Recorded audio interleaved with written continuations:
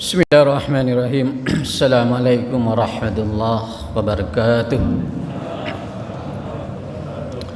Innal hamdalillah nahmaduhu wa nasta'inuhu wa nastaghfiruh wa na'udzu billahi min syururi anfusina wa min sayyiati a'malina. May yahdihillahu fala mudilla lahu wa may yudlil fala hadiya lahu. Asyhadu an la ilaha illallah wahdahu la syarika lahu wa asyhadu anna Muhammadan abduhu wa rasuluh. Allahumma salli fa salli wa barik ala Muhammadin wa ala alihi wa sahbihi ajmain, amma ba'du.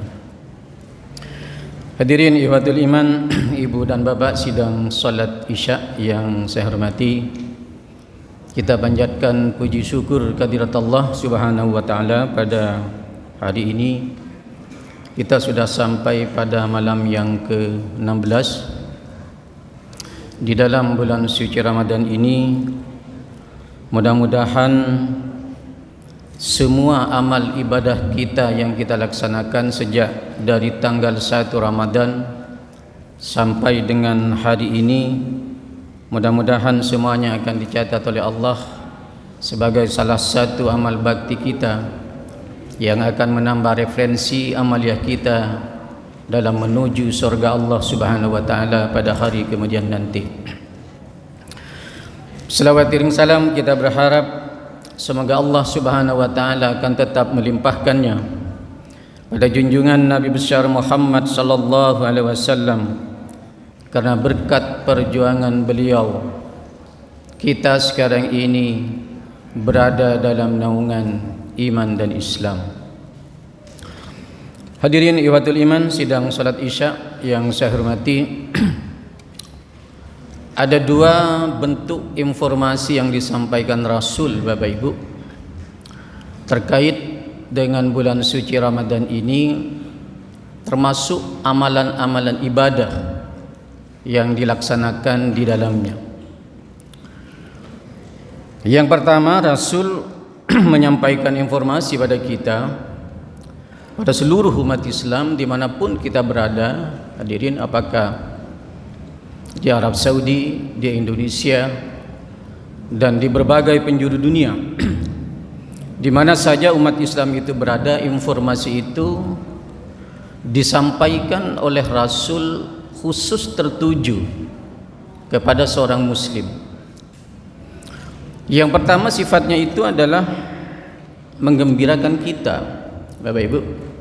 Kita dibuat bahagia, kita dibuat bangga, kita dibuat termotivasi dengan informasi yang pertama yang disampaikan oleh Rasul kepada kita. Namun pada sisi yang lain, Bapak Ibu, ternyata Rasulullah juga menyampaikan informasi yang kedua kepada umat Islam terkait dengan bulan suci Ramadan dan amalan-amalan yang ada di dalamnya. Informasi yang kedua itu adalah bentuknya menyedihkan kita, mengkhawatirkan kita, menjadikan kita khauf. Jangan-jangan apa yang kita laksanakan di dalam bulan suci Ramadan ini tidak sesuai dengan yang diinginkan oleh Allah dan Rasulnya. Nah, jadi secara garis besarnya memang, hadirin yang berbahagia, diklasifikasi oleh Rasul kepada ada dua bentuk informasi itu. Ya. Nah, kalau informasi yang pertama yang sifatnya membanggakan kita itu, dasar hukumnya adalah banyak hadis yang berbicara tentang itu. Salah satunya umpamanya hadis yang bersumber dari Sahil bin Huzaifah, riwayat Abu Daud hadisnya itu, dan ditakdirkan hadis itu adalah sahih. Apa kata Rasul? Innas sholata wassiyama wazzikra tufa'adu alaihi nafakati fi sabilillahi bisabai mi'ati di'fin. Ini hadis ini adalah bentuk informasi yang pertama dari Rasul yang sifatnya itu adalah membanggakan kita, membahagiakan kita, membuat diri kita termotivasi untuk meraih amalan-amalan yang baik yang ada di dalam bulan suci Ramadan. Yang pertama kata Rasul, inna salata, sesungguhnya salat yang Anda lakukan di dalam bulan suci Ramadan, maksudnya Bapak Ibu. Nah, salat di sini adalah tentu termasuk kepada berbagai macam salat karena tidak dibatas oleh ulama-ulama salafus saleh. Ada di sana adalah salat wajib, ada di sana adalah salat sunnah. Salat sunnah itu terkualifikasi kepada dua, ada muakkadah dan ada nafilah. Semua macam bentuk salat yang dilakukan oleh seorang muslim di dalam bulan suci Ramadan ini tudha'afu lahu, kata Nabi, dilipat gandakan pahalanya. Hadirin yang saya hormati, salat wajib yang kita lakukan umpamanya, hadirin, kalau di luar bulan suci Ramadan, salat wajib yang kita lakukan selama salat itu diterima oleh Allah, kita mendapatkan satu pahala. Terkecuali ketika salat itu kita lakukan secara berjamaah. Jelas hadisnya 27 derajat. Tapi ketika salat wajib itu kita lakukan secara individual, secara pribadi, secara sendiri di rumah karena ada satu dan lain hal umpamanya, maka nilai yang diberikan oleh Allah adalah satu pahala. Berbeda ketika salat wajib itu kita lakukan di dalam bulan suci Ramadan, tudha'afu lahu, kata Rasul, dilipat gandakan pahala akibat salat wajib yang kita lakukan itu. Artinya hadirin, 5 kali dalam sehari semalam kita melakukan salat wajib, ketika kita lakukan di dalam bulan suci Ramadan, pahalanya akan berbeda dengan apa yang kita lakukan ketika kita melakukannya di luar bulan suci Ramadan. Salat wajibnya ini, salat sunnahnya umpamanya, di sana ada salat tahiyatul masjid, di sana ada salat di antara dua azan, di sana ada salat wudu, di sana ada salat duha, di sana ada salat lail, di sana ada salat witir, di sana ada salat istikharah, dan berbagai macam salat-salat sunnah selama Rasul memberikan contoh kepada kita. Juga pahalanya, kata Nabi, tudha'afu lahu, dilipat gandakan pahala yang diberikan oleh Allah kepada kita. Ini salat sunnah yang bersifat muakkadah. Beda lagi dengan salat sunnah yang mengiringi salat wajib, yang kita sebut dengan salat sunnah rawatib. Ada 2 rakaat sebelum duhur, ada 2 rakaat setelahnya, ada 2 rakaat setelah maghrib, ada 2 rakaat setelah isya, dan ada 2 rakaat sebelum subuh, menurut hadis yang bersumber dari Ibnu Umar. Apa kata Ibnu Umar? Hafidtu ala Rasulillah sallallahu alaihi wasallam, hafal betul aku dengan salat sunnah yang dilakukan oleh Rasul.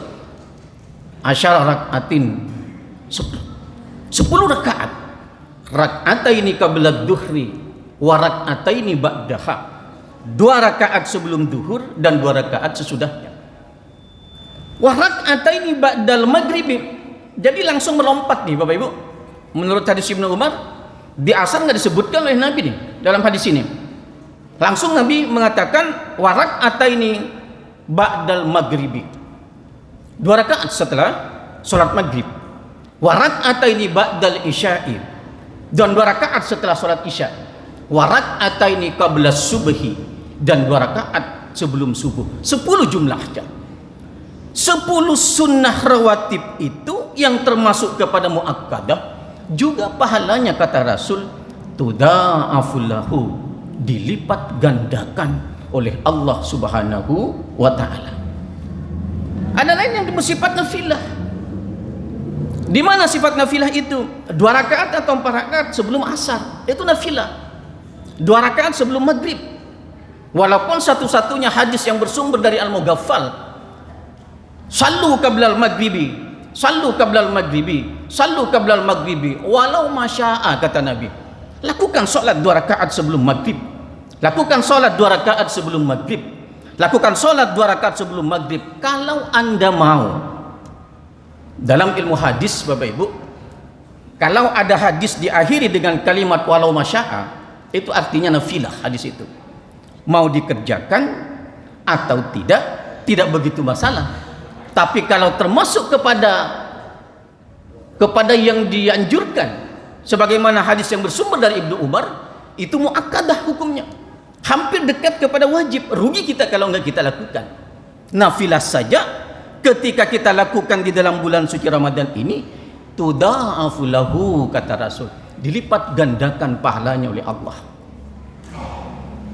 Ada lagi hadis yang bersumber dari Ummu Salamah. Ini 12 rakaat nih. Sahih hadisnya. Bedanya adalah pada saat zuhur. Jelas kata Ummu Salamah, 12 rakaat yang dicontohkan oleh Rasulullah terkait dengan sholat sunnah rawatib yang nilainya itu adalah muakkadah. Di mana letak bedanya dengan hadis Ibnu Umar pada sholat zuhur? Menurut Ummu Salamah, arba'a rak'atin qabla dhuhri wa rak'ataini ba'daha. 4 rakaat sebelum zuhur dan 2 rakaat sesudah zuhur. Sama melompat juga langsung ke maghrib. Wa rak'ataini ba'dal maghribi wa rak'ataini ba'dal isya'i. Tidak disebutkan dalam hadis apakah oleh hadis Ibnu Umar atau hadis Ummu Salamah adanya sholat sunnah sebelum isya. Nah, ini yang salah kaprah kita Bapak Ibu. Sebelum isya tidak ada satu hadis pun yang menganjurkan kita agar kita melaksanakan sholat qabliyah isya. Apakah hadis itu sahih ataukah hadis itu lemah? Enggak ada. Yang ada adalah hadis di antara 2 azan. Sahih hadisnya kalau itu.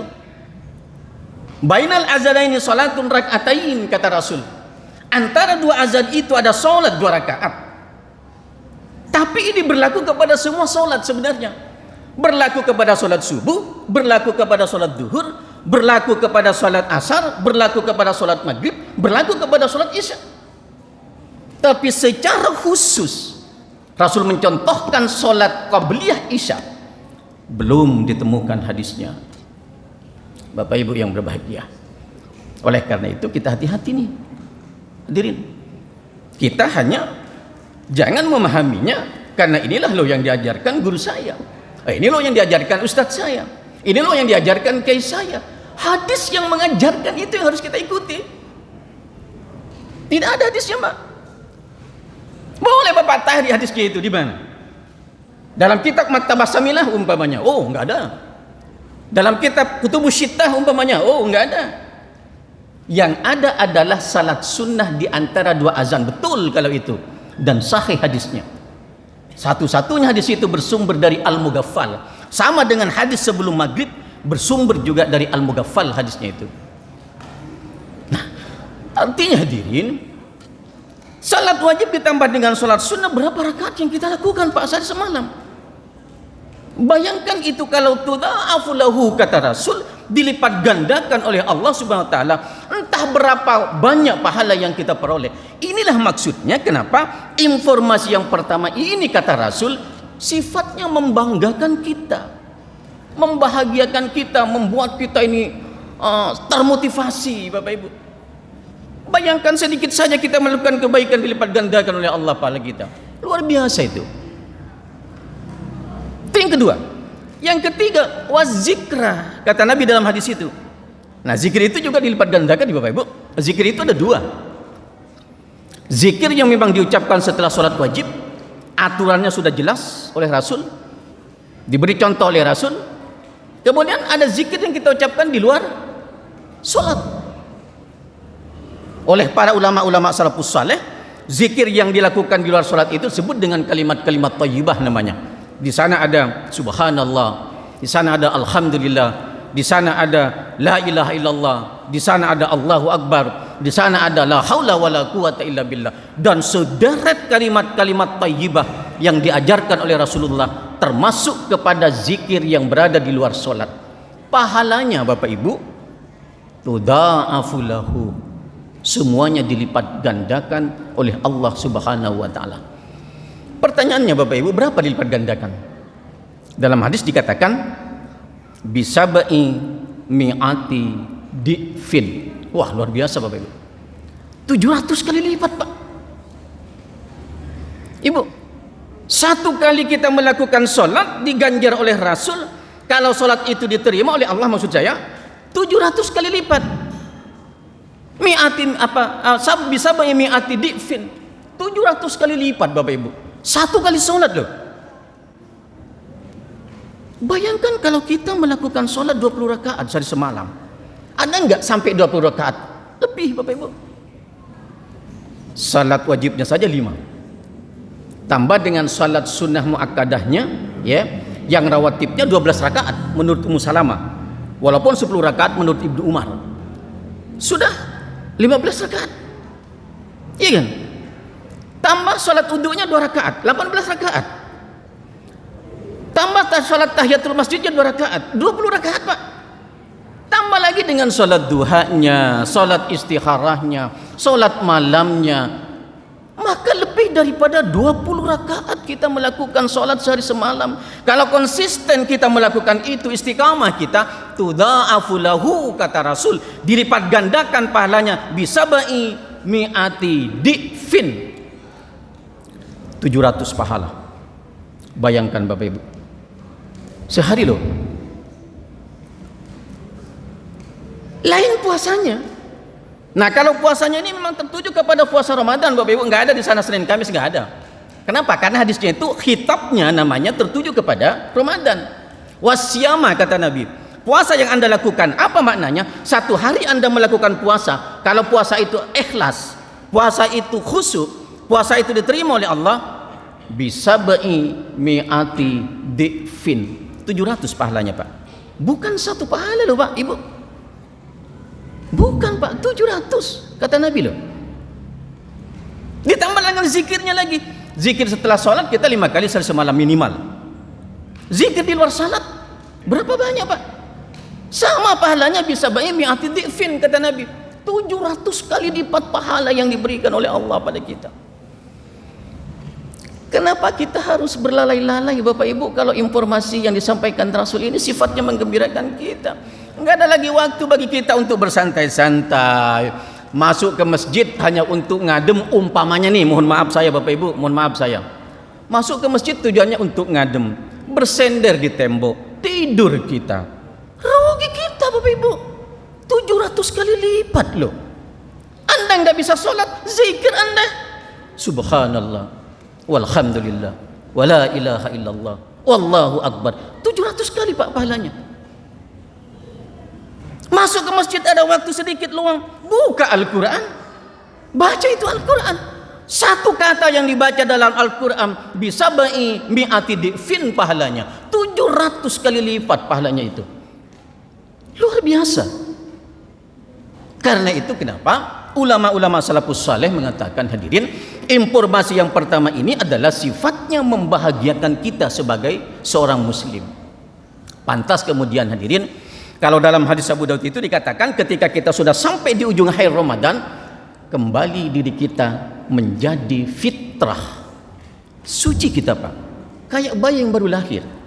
Karena sudah dihapus semua dosa kita pada bulan suci Ramadan, selama kita tidak kembali melakukan kesalahan-kesalahan, kealpaan-kealpaan, dosa-dosa yang kita lakukan kemudian. Kalau kita lakukan dosa lagi, tumbuh lagi dosa itu. Ya, seperti itu Bapak Ibu. Yang kedua Bapak Ibu, ini yang sifatnya kita takut nih Bapak Ibu dengan informasi yang kedua dari Rasul ini. Masalahnya hadisnya sahih Bapak Ibu. Bersumber dari Abu Hurairah hadisnya itu. Riwayat Ahmad. Apa kata Nabi? Rubba sa'imin laisa lahu min siyamihi illal ju'i wal atas. Wa rubba qa'imin laisa lahu min qiyamihi illas saharu kata Nabi. Mengerikan nih hadis ini Bapak Ibu. Takut kita dengan hadis ini. Khawatir kita dengan hadis ini. Galau kita dengan hadis ini. Kalau kita tidak mampu menyiasati, bahaya kita Bapak Ibu. Apa kata Nabi? Rubba sa'imin, banyak orang yang melakukan ibadah puasa kata Rasul pada bulan suci Ramadan itu, laisa lahu min siyamihi illal ju'i wal atas. Tapi sungguh mereka tidak mendapatkan apa-apa, kata Rasul. Apa maksudnya? Tidak mendapatkan pahala. Illal ju'i wal atas, melainkan rasa haus, rasa lapar, rasa dahaga, itu yang didapat. Warubba qaimin, kata Nabi, banyak juga orang berbondong-bondong datang ke masjid, Bapak Ibu, melakukan sholat tarawih berjamaah, melakukan sholat isya berjamaah, melakukan sholat witir berjamaah. Laisa lahu min qiyamihi, kata Nabi, tapi sungguh mereka tidak mendapatkan apa-apa dari Allah. Apa maksudnya? Tidak mendapat pahala. Illa saharu, melainkan rasa capek, rasa letih, rasa lesu. Khawatir enggak kita dengan hadis ini? Khawatir, Bapak Ibu. Kita sekarang ada yang usia 60 tahun, Bapak Ibu, ada yang 50 tahun, ada yang 40 tahun. Jangan-jangan selama ini kita lakukan ibadah itu, ibadah Ramadan, sholat di dalamnya, baca Al-Quran di dalamnya, zikir di dalamnya, sedekah di dalamnya, ibadah sunnah di dalamnya. Jangan-jangan nggak diterima oleh Nabi, Bapak Ibu. Lalu apa yang akan kita jadikan tiket kita nanti untuk maju, untuk masuk surga? Kalau ibadah kita ini tidak diterima oleh Allah, sebagaimana hadis yang bersumber dari Abu Hurairah riwayat Ahmad, dan hadis ini sahih. Inilah yang mengerikan kita. Ini yang mengkhawatirkan kita, Bapak Ibu. Ini yang membuat kita gamang. Ini yang membuat kita takut. Selama ini jangan-jangan sholat kita nggak diterima, puasa kita nggak diterima, sholat sunnah kita nggak diterima, sebagaimana hadis yang bersumber dari Abu Hurairah itu. Apa sih maksud Nabi, Bapak Ibu? Ya, antara informasi yang menggembirakan dengan informasi yang menakutkan itu satu tujuannya sebenarnya. Satu tujuannya. Ketika Rasul mengatakan akan dilipat gandakan pahala yang dilakukan oleh seorang muslim, kalau ibadah yang dilakukan itu memenuhi beberapa kriteria. Satu diantaranya, harus ikhlas, niatnya lillahi ta'ala. Yang kedua, ikhlas. Yang ketiga, ittiba kepada Rasul. Yang keempat ini pelengkap, sabar. Kalau ibadah yang kita lakukan tiga syarat ini tidak terbawa, Bapak Ibu, walaupun Rasul mengatakan dilipat gandakan pahala kita, enggak terjadi itu. Tidak terjadi, Bapak Ibu. Sama dengan hadis yang bersumber dari Abu Hurairah ini. Walaupun Nabi mengatakan belum tentu diterima oleh Allah, ketika tiga masalah ini kita bawa dalam ibadah kita, kita niat hanya karena Allah, bukan untuk dipuji orang, kita ikhlas kepada Allah, bukan yang lainnya, kemudian kita ittiba kepada Rasul, dilengkapi dengan yang keempat adalah dilakukan dengan penuh kesabaran, maka pahalanya juga akan dilipat gandakan sama dengan informasi yang pertama. Lalu kenapa Rasul mengatakan dalam redaksi hadisnya rubba saimin, supaya menjadi perhatian kita, analisa kita, hati-hati kita. Itu yang diinginkan Rasul, Bapak Ibu. Jangan lakukan Anda beribadah itu dengan sembarangan. Anda sholat padahal pikiran Anda melayang kemana-mana. Anda baca Al-Quran padahal Anda tidak khusyuk. Anda melakukan sholat sunnah padahal Anda tidak ada kehusyukan. Itu yang dikhawatirkan Nabi dengan sabdanya, rubba saimin laisa lahu min siyamihi illal ju'i wal atas, wa rubba qaimin laisa lahu min qiyamihi. Oleh karena itu Bapak Ibu yang berbahagia, kita punya waktu 15 hari lagi ya Bapak Ibu ya, 16 hari ya, 15 hari ya. Kita punya waktu 15 hari Bapak Ibu, sampai dengan akhir bulan suci Ramadan. Mari kita maksimalkan, ya. Kita maksimalkan apapun bentuknya ibadah yang bisa kita lakukan Bapak Ibu, mari kita lakukan. Kalau pahala kita ingin dilipat gandakan oleh Allah, tentu dengan memenuhi tiga syarat tadi. Niatnya harus ikhlas kepada Allah, lakukan dengan kehusyukan, dan ittiba kepada Rasul, lengkapi dengan yang keempat, lakukan ibadah itu dengan penuh kesabaran. Mudah-mudahan Allah memberikan yang terbaik dalam hidup kita, hadirin yang berbahagia. Mudah-mudahan kita senantiasa disehatkan oleh Allah, dipanjangkan umur kita, dimudahkan rezeki kita, sehingga kita dalam melaksanakan ibadah apapun bentuknya, mudah-mudahan senantiasa bersamaan dengan apa yang diinginkan oleh Rasulullah SAW, agar pahala kita dari ibadah yang kita lakukan dilipat gandakan oleh Allah Subhanahu wa taala. Mohon maaf Bapak Ibu kalau ada kekurangan dan kesilapan. Nasrun min Fathun Qarib wa basyiril mu'minin. Assalamualaikum warahmatullahi wabarakatuh.